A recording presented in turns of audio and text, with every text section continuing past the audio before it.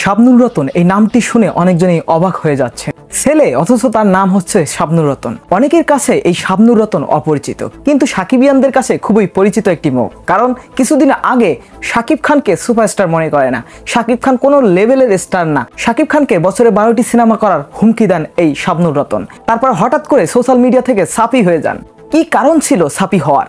অবশেষে দীর্ঘদিন পর সোশ্যাল মিডিয়াতে এসে তিনি মুখ খুললেন। কেন তিনি শাকিব খানকে সুপারস্টার মনে করেন না, কেন তিনি শাকিব খানকে বছরে 12টি সিনেমা উপহার দেওয়ার উপদেশ দিয়েছিলেন। কে এই শাবনুর রতন? কি ঘটেছিল সেই দিন শাবনুর রতনের সাথে? আপনারা তার মুখেই শুনুন তিনি কি বলছেন।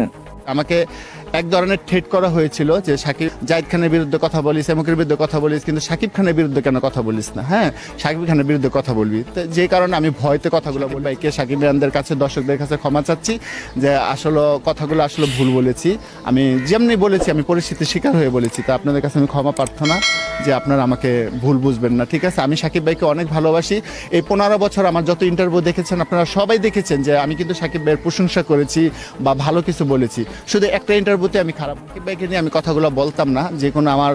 আমি যে কোনো একটা বিপদে পড়ে কথাগুলো বলেছি। আমি জানি যে সাকিব ভাই একটু ভালো মনের মানুষ, সে আমার এই কথাতে তার কিচ্ছু হবে না এতটুকু। কিন্তু আমি আমার প্লাস পয়েন্টের জন্য, আমার বেঁচে থাকার জন্য কিন্তু আমি কথাগুলো বলেছি। আমাকে এক ধরনের থ্রেট করা হয়েছিল যে সাকিব সবাই জাহিদ খানের বিরুদ্ধে কথা বলিস, এমকের বিরুদ্ধে কথা বলিস, কিন্তু সাকিব খানের বিরুদ্ধে কেন কথা বলিস? অনেক হয়েছে ভাই ব্রাদাররা, অনেক হয়েছে।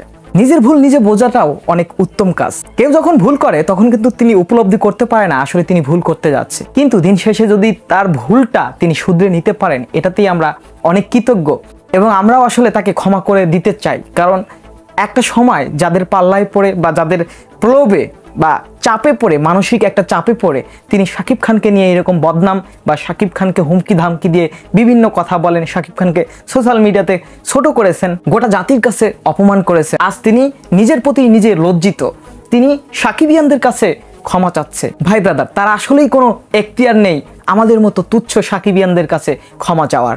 কিন্তু তিনি তার বিবেক থেকে, তিনি তার মনুষ্যত্ব বোধ থেকে বুঝতে পেরেছেন, উপলব্ধি করতে পেরেছেন আমি যা করেছি, আমাদের বাংলাদেশের একজন গ্লোবাল মেগা স্টারের সম্পর্কে যা বলেছি সবগুলোই মিথ্যে এবং এক মানসিক চাপে পড়ে করেছি। তিনি যদি ওই সময় এই ইন্টারভিউটা না দিত, তার কথা অনুযায়ী বোঝা যাচ্ছে তাকে মানসিক মেন্টাল টর্চার করা হতো এবং কি তাকে সেই সময় হত্যা করা হতো। ভাবা যায় বাংলা চলচ্চিত্রে বর্তমান সময়ে এখনো এরকম ত্রাস লোক আছে, সন্ত্রাস আছে, গুন্ডা আছে। আমরা ভাই সিনেমায় গুন্ডা, ত্রাস, রংবাজ দেখে থাকি, কিন্তু বাস্তবেও বাংলা চলচ্চিত্রে এরকম ধরনের কিছু লোক রয়েছে, ছোট ছোট যারা অভিনেতা অভিনেত্রী রয়েছে বা চলচ্চিত্রের সংশ্লিষ্ট যারা লোক রয়েছেন, তাদেরকে এইরকম করে জোর জবরদস্তি এবং বাধ্যতামূলক শাকিব খানের বিরুদ্ধে কথা বলার জন্য তাগাদা দিয়ে থাকেন। আসলে ওরা কারা? ওরা যাই তাই হোক, বাংলা চলচ্চিত্রের ভালো চাচ্ছে না তারা। ওদেরকে আগে চিহ্নিত করতে হবে এবং বাংলা চলচ্চিত্র থেকে কিক মেরে এইসব রংবাজ, ত্রাস এদেরকে তাড়িয়ে দিতে হবে, তবেই বাংলা চলচ্চিত্রের সুদিন ফিরে আসবে।